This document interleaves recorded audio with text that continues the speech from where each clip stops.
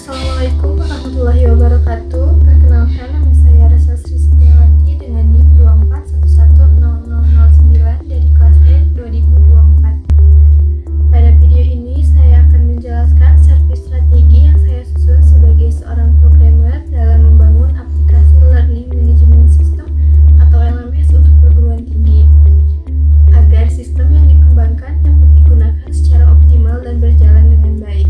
Nah, dalam pengembangan LMS ini, keberhasilan sistem tidak hanya ditentukan oleh aspek teknis pemrograman, tetapi juga oleh strategi layanan atau servis strategi.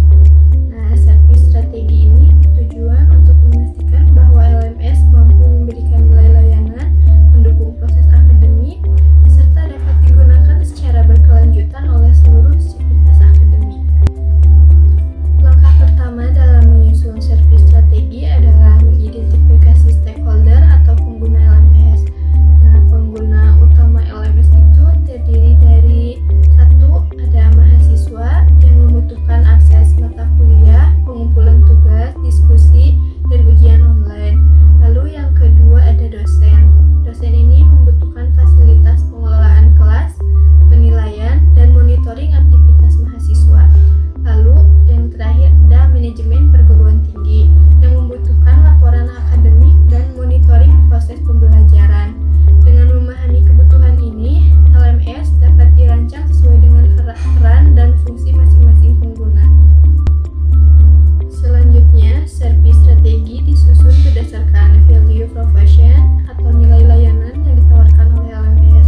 Nilai utama LMS yang saya bangun meliputi yang pertama ada kemudahan pengguna atau user friendly, lalu yang kedua ada aksesnya fleksibel berbasis web dan mobile, lalu keamanan data akademik, integrasi dengan sistem akademik kampus, lalu yang terakhir skalabilitas sesuai jumlah pengguna.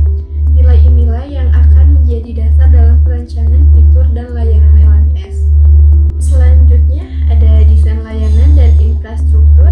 Dari sisi desain layanan, LMS ini dirancang menggunakan arsitektur dan modular yang terstruktur. Sistem ini dilengkapi dengan manajemen hak akses berbasis peran, lalu infrastruktur server yang stabil, dan sistem backup dan recovery data. Nah, tujuannya ini supaya LMS dapat berjalan dengan baik, stabil, dan mampu menangani aktivitas pembelajaran daring, terutama saat ujian online berlangsung. Selanjutnya ada strategi operasional dan maintenance. Agar layanan LMS berjalan secara berkelanjutan, saya menerapkan strategi operasional berupa monitoring sistem secara berkala, lalu penanganan gangguan dan bug dengan tepat, lalu update sistem dan fitur secara berkala, lalu penyediaan dokumentasi penggunaan. Strategi ini memastikan LMS tetap andal dan dapat digunakan dalam jangka panjang. Nah, baik, selanjutnya keamanan dan manajemen risiko. Dalam servis strategi, aspek keamanan juga menjadi perhatian utama. Untuk itu, LMS dilengkapi dengan sistem autentikasi pengguna, lalu pengamanan data dan backup berkala, dan juga pengelolaan hak akses sesuai dengan peran. Hal ini penting untuk menjaga keamanan data akademik dan meningkatkan kepercayaan pengguna. Lalu yang terakhir ada evaluasi dan pengembangan berkelanjutan.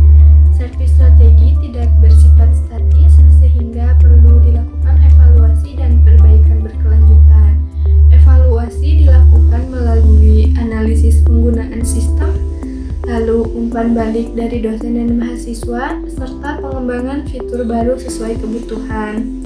Dengan evaluasi ini, LMS dapat terus berkembang dan relevan dengan kebutuhan perguruan tinggi.